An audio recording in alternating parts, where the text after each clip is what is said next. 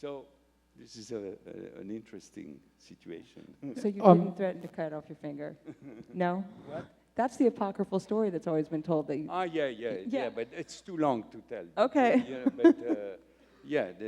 At one point they didn't want to. It's too complicated to explain. But at one point I had to threaten to cut my little finger if they didn't respect the promise they had made me not to ask for more money to the financier that was going to. It's too complicated to explain, but let's say that I said, I don't have time to go to a lawyer. My lawyer is Black & Decker. And I would,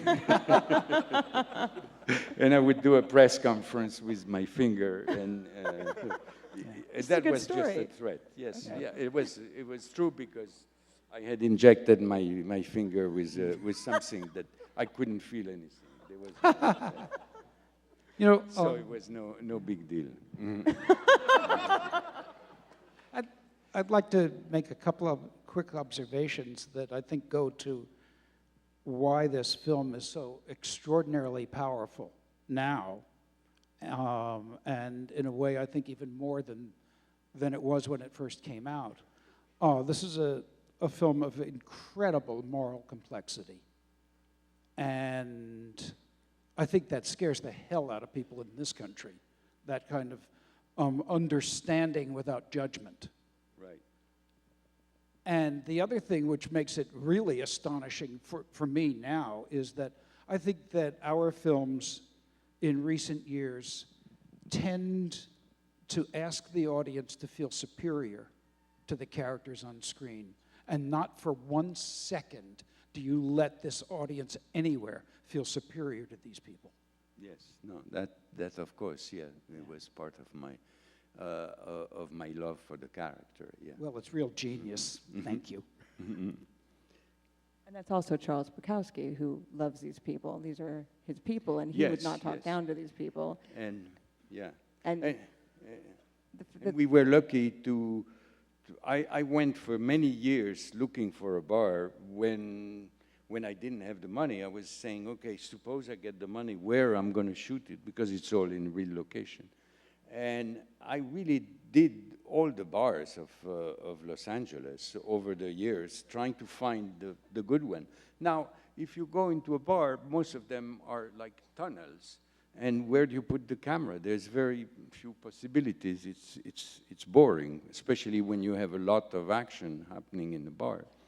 And then I found this bar, which was in Culver City, which had a round part at the end and had the bar at the same time. So it was the ideal design.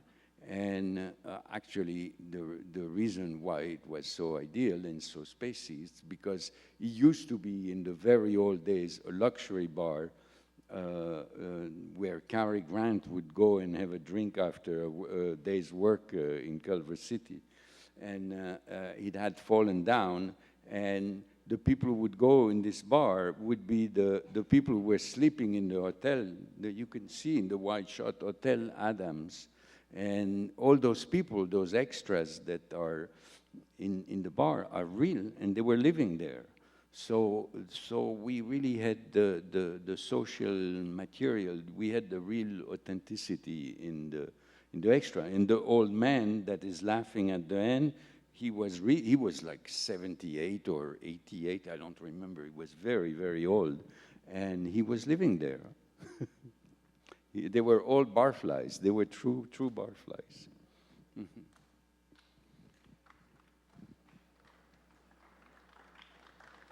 Another thing about it is, again, when you're talking about a bar that Cary Grant would go to, there's the Los Angeles feel to this. It's a city of dreams, you know. There's the light, there's the palm trees. You know, when they walk out in the bright sunlight. I love that there's light in this movie, as well as the dark. It's got a, you know, almost like, it's not, I would not call it neo-noir, but it has a, you know, it's in the tradition of Horace McCoy or Nathaniel West or Fonte, who Bukowski loved. And it really shows a side of Los Angeles that I don't think is shown enough. People think of Los Angeles as one thing, and they don't look and see that these people, they still live there, And that's why it's so timeless. People in that neighborhood, in Bukowski's neighborhood, which is, you know, between Western and Vermont, off Hollywood Boulevard, I'm sure you drove up and down that street quite a bit while you were filming him, they still look like that. I mean, and they still live like that. Yeah. The big difference was that it was the white working class at the time of Bukowski, and now is more Mexican, Salvadorian that are in those streets around, those neighborhoods around MacArthur Park. And I went with Bukowski to all the places, the place where they buy the drink, and he showed me all the different locations. And of course, the big change was a population change. But I did a lot of research. And what was the most important,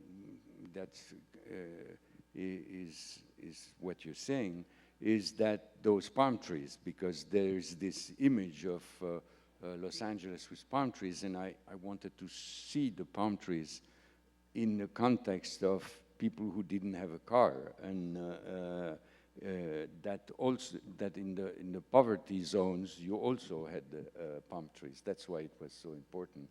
And so I had explained that to Mickey Rourke, and that's why he had some palm trees added to those woman glasses that he had made for the Can you talk about the fight scenes in the movie a little bit? How long did those take to shoot out of the schedule, and what was involved with them? To what degree, what level of spontaneity was possible with them?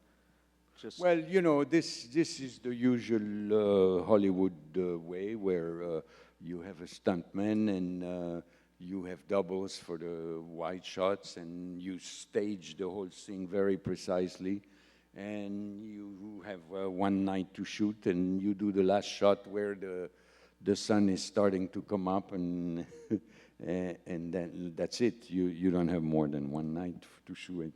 So that's not always Mickey Rourke and Frank Stallone that we're seeing in there? When you see from very far, no. I love also the sense that it's a family. You know, it's a dysfunctional family.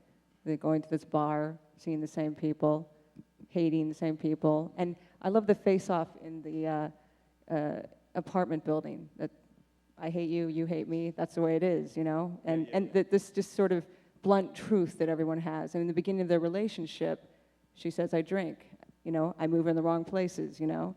And these are things that people, they know deep down, they just don't say it to each other. Or they might say it later when they're fighting. They get it all out in the open right away. And actually, it's really quite romantic to me. I don't know if other people agree. I think this movie is incredibly romantic. I think it's a great love story.